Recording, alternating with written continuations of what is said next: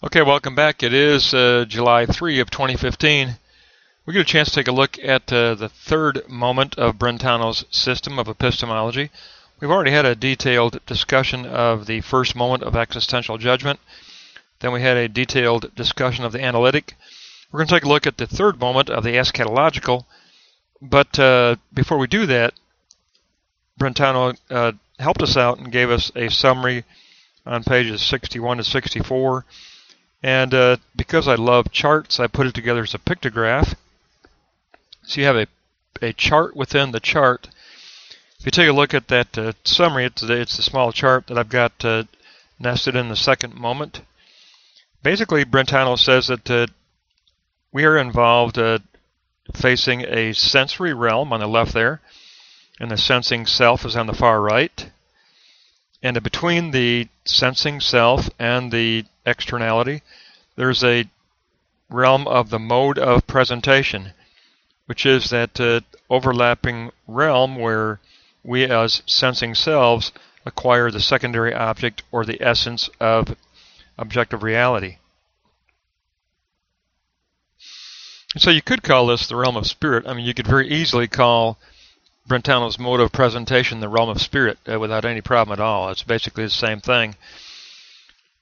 But he begins with the sensory realm of primary objects. Within that sensory realm, we acquire an intuited, abstract, and specific object. It is not a cognitive object. It is an intuited abstraction, a completely intuitive abstraction, which is very specific.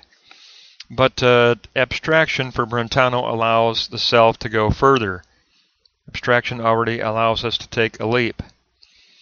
So within the mode of presentation, abstraction presents to us the universal species and genus.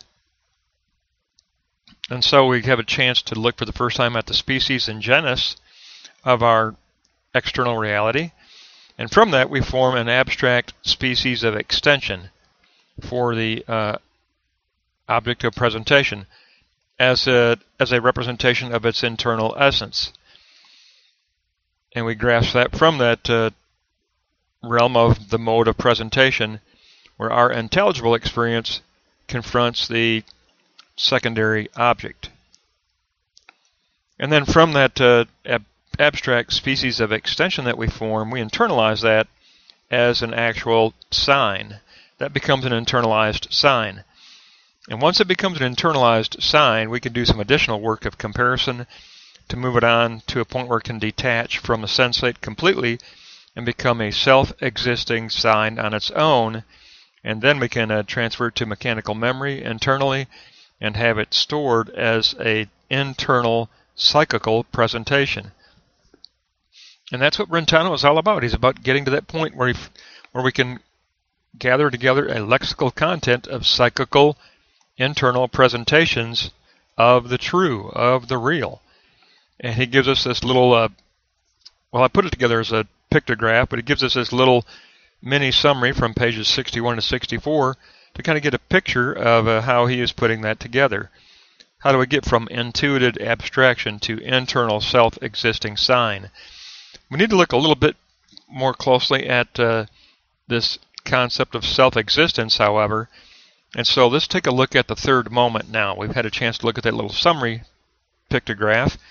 So if you look at the third moment, we're going to take a look at how we reach this self-existent sign of universality.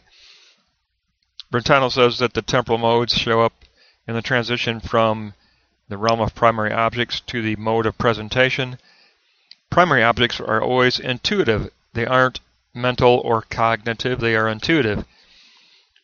They are given as intuitive abstractions. But abstraction allows us to go further.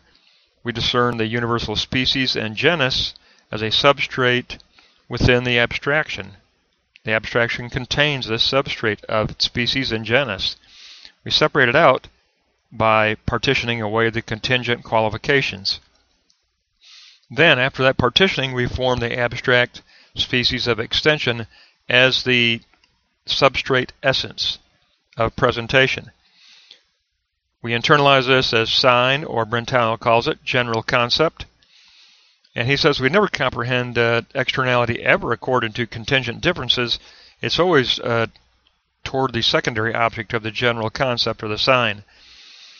Now, through comparison and the formation of a disposition toward universality with regard to this sign, the sign can separate itself from the sensate altogether and become self-existent. We then take those as objects of presentation, store them in the mechanical memory. We enter the realm of intelligible objects. How do we do this comparison? How does this comparison create this detachment from the sensate and the self-existence of a lexical collective of signs? Well, Brentano says we never reach universals without comparing to something relative.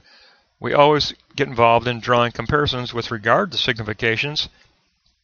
Eventually, through comparison after comparison after comparison, we attain a universal disposition, an inward universal disposition toward signification. So the universality is something that we acquire as universal disposition. That's why it's not certainty. It's never certainty for Brentano. He says it cannot exist as certainty. It's probability because it is your internal universal disposition.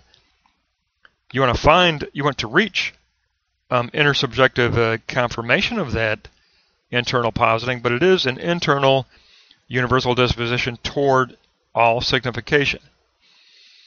So the concept moves on, says Brentano, from general concept to a more complicated concept, because now sign is coupled with disposition to reach that higher, more sophisticated level of concept, which we might call true concept, moving beyond signification.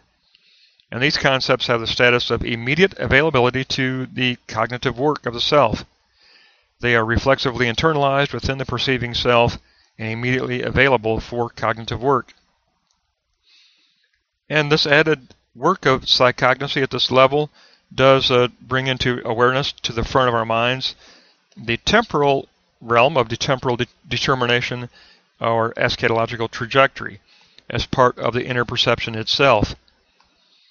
And so we see how, for Brentano, we don't have to move into the realm of cogito and the composition threshold. We can stay at the realm of da Kunta threshold.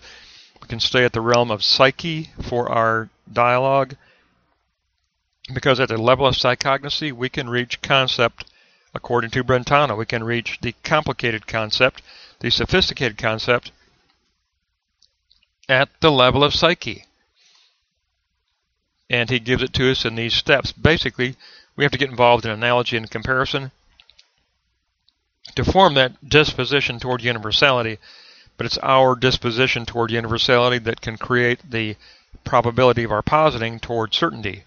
That creates the probability toward certainty.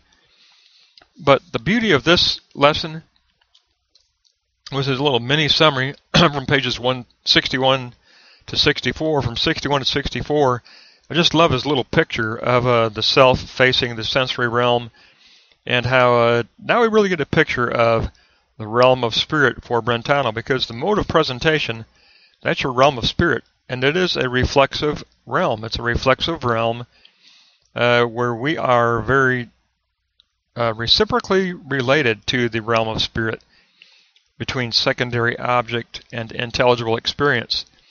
So I love the picture, I love the summary that he gave us, and then I like his explanation of universality that we get this time. So we gained some additional important material, and I think that he did us a favor by actually giving us a pictograph of his summary. So that takes us all the way up through page 78. So he went on through to actually move beyond that the analytic and move toward the sophisticated or the complicated concept that has coupled signification with disposition.